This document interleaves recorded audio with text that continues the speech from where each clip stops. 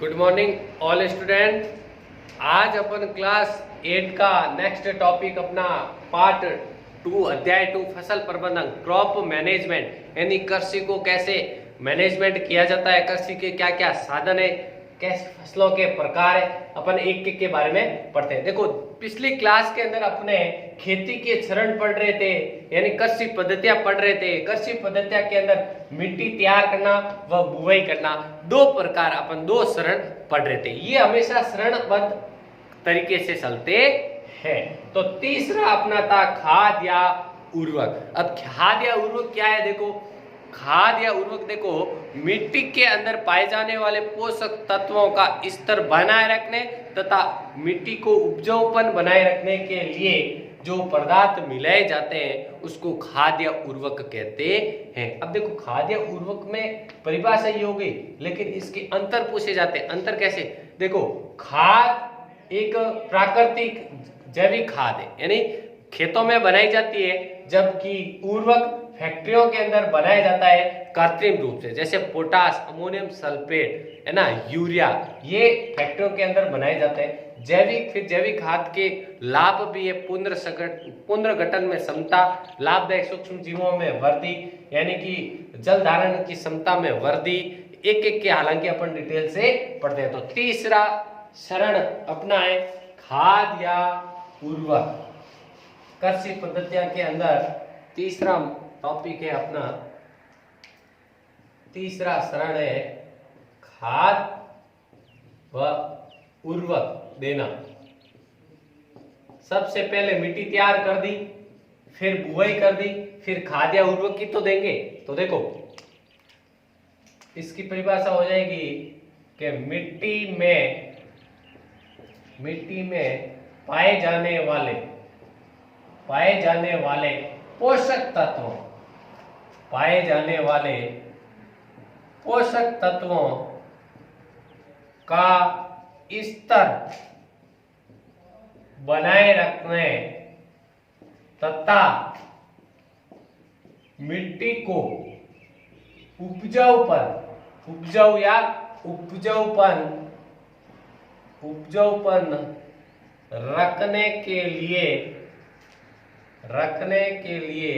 तथा मिट्टी को उपजाऊपन रखने के लिए जो मिट्टी में पदार्थ मिलाए जाते हैं उसे खाद या उर्वरक कहते हैं। समझ में आ गया? यानी मिट्टी में पाए जाने वाले पोषक तत्वों का स्तर बनाए रखने तथा मिट्टी को उपजाऊपन रखने के लिए जो मिट्टी में पदार्थ मिलाए जाते हैं उसको खाद या उर्वरक कहते हैं। ये अपनी परिभाषा हो गई। फिर एक खाद या उर्वरक में अंतर वो अपन पढ़ते हैं, तो ये नोट कर लो जब तक।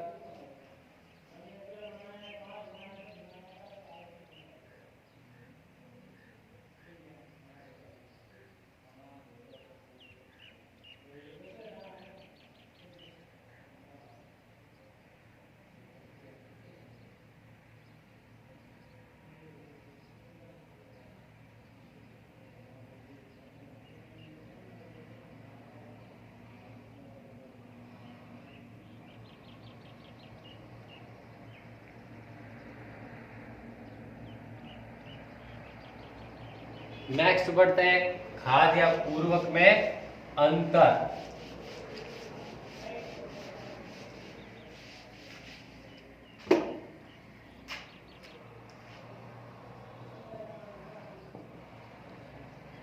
खाद व उर्वरक में अंतर, क्या डिफरेंस है?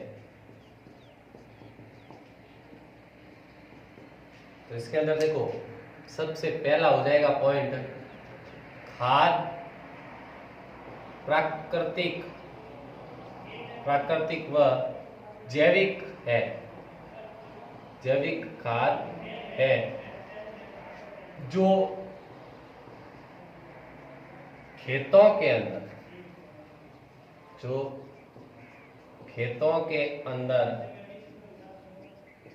अंदर बनाई जाती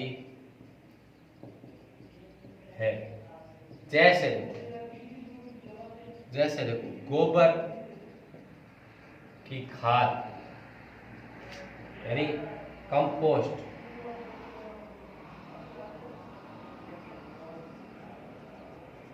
कंपोस्ट, खाद।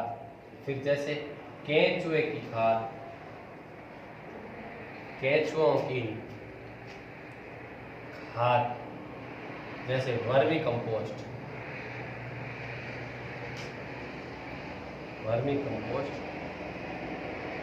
आदि। समझ में आ गया। फिर दूसरा है उर्वरक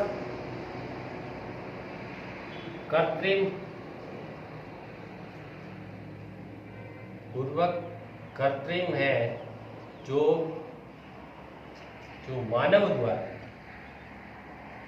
मानव के द्वारा फैक्ट्रियों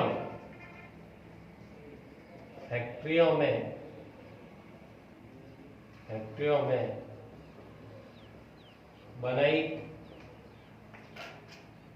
जाती है। जैसे उदाहरण देख लो, यूरिया,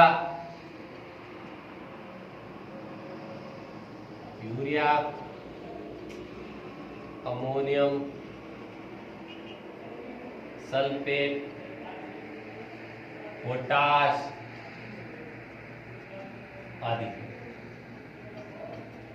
ये हो गए खाद या उर्वरक में अंतर। देखो, खाद प्राकृतिक व जैविक खाद है जो खेतों के अंदर बनाई जाती है, जैसे गोबर की खाद कंपोस्ट और लाल केंचुओं की खाद वर्मी कंपोस्ट।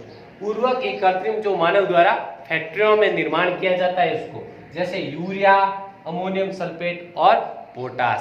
देखो, अब सिंचाई के फसल खेतों के अंदर खाद, जैविक खाद एक महत्वपूर्ण है। जैविक खाद लाभदायक है।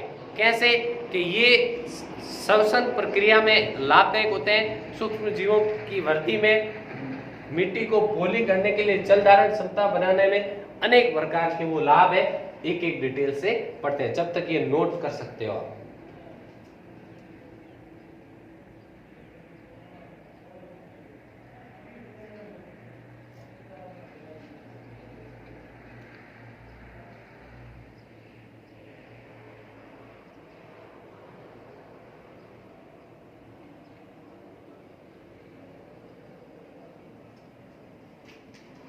तो नेक्स्ट चलते हैं।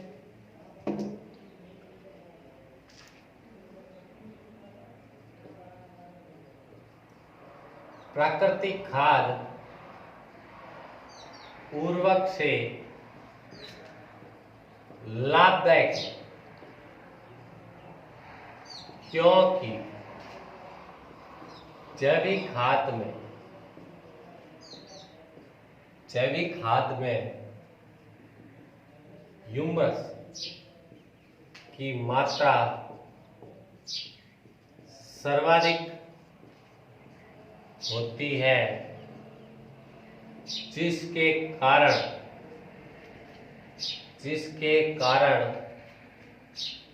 फसल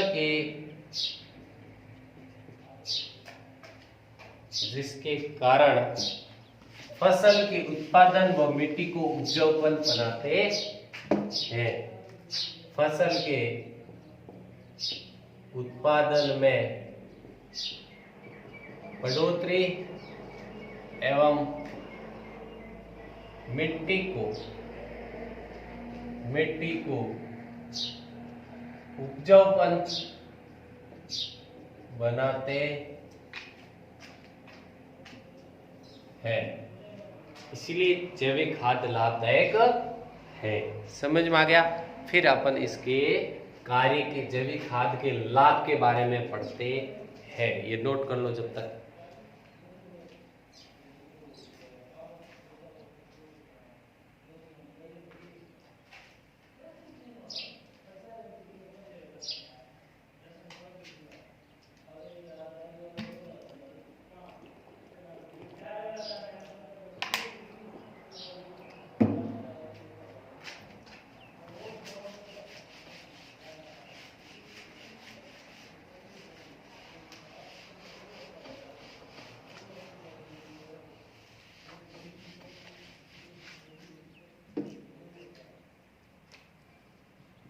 नेक्स्ट पॉइंट है अपना जैविक खाद के लाभ। जैविक खाद के लाभ, क्या लाभ है? देखो इसके अंदर पॉइंट वाइज सबसे पहला पॉइंट, जैविक खाद मिट्टी में पुनर्गठन की क्षमता को बढ़ाते हैं। यानी मिट्टी के अंदर पुनर्गठन की क्षमता को बढ़ाते हैं, इसीलिए जैविक खाद का महत्व है। फिर दूसरा हो जाएगा, इस खाद से मिट्टी में लाभदायक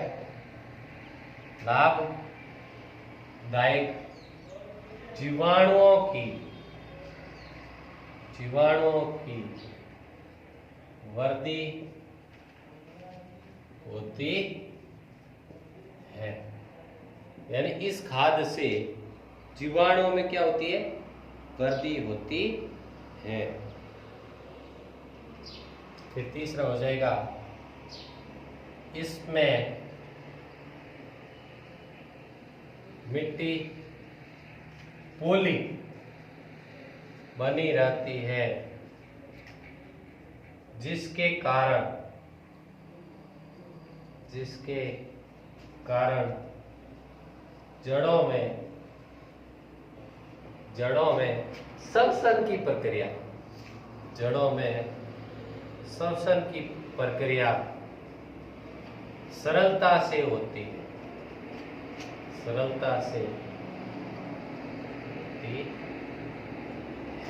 श्वसन प्रक्रिया सरलता से होती है। समझ में आ गया? ये हो गया। एक लास्ट पॉइंट और है, जैविक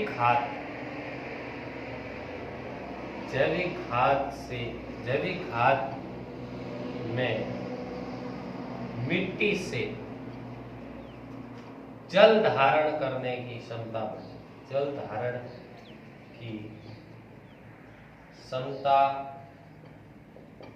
बढ़ जाती है। ये देखो जैविक खाद के लाभ, यानी जैविक खाद मिट्टी में पुनर्गठन की क्षमता को बढ़ाते हैं। इस खाद से मिट्टी में लाभदायक जीवाणुओं की वृद्धि होती है, यानी लाभदायक जीवाणुओं की वृद्धि होती है। इसमें मिट्टी पोली बनी रहती है जैविक खाद के कारण, जिसमें जड़ों के अंदर श्वसन की प्रक्रिया सरलता से होती है। जैविक खाद में मिट्टी में जल धारण क्षमता, सोखने की क्षमता बढ़ जाती है। ये हो गया अपना टॉपिक पूरा, तीसरा खाद या उर्वरक। ठीक है, नोट कर लो। अगर आपको कोई चीज समझ में नहीं आई तो आप इस वीडियो के